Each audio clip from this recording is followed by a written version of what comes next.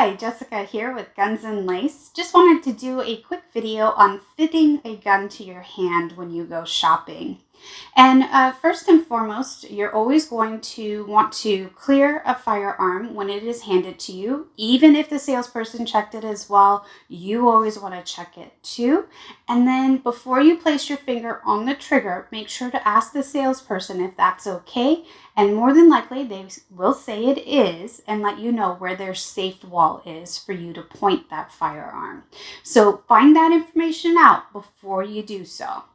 So here I have my SIRT pistol, and we're going to use this today for this video. And what you want to do is grip the firearm by placing the web of your hand up underneath the beaver tail. Then you're going to place the center of your fingerprint on the trigger.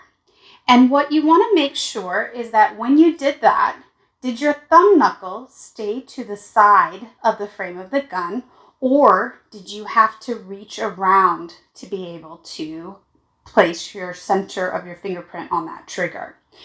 If you had to reach around, the gun is too big for your hand. And while you could fire the gun, after a while, that thumb knuckle is going to get beat up and it's going to become uncomfortable to train that way.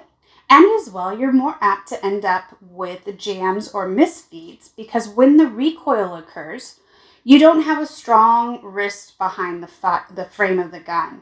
Instead, what happens is our wrist bends and the gun flips a little bit, and we end up with gravity pushing down on the next round that's trying to feed into place.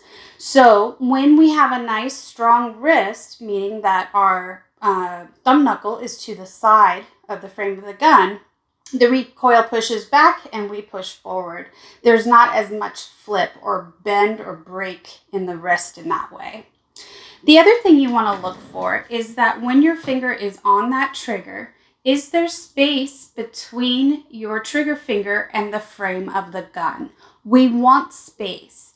If there's not, then once again, the gun is too big for your hand. The reason we want space is so that when we press the trigger, we can isolate that trigger finger. And the only thing moving when we press the trigger is our trigger finger. If your finger is against the frame of the gun, then the whole gun is going to move when you press the trigger. I hope those 2 tips help when you're shopping.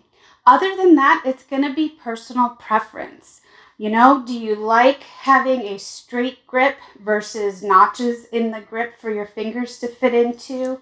Are there certain sights that you've liked? Obviously, there's the whole semi-automatic versus revolver.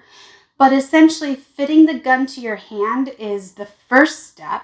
And then I highly recommend that you do an unlimited rental at a local range and try out a bunch of different firearms. Let them help you find one that's going to work best for you.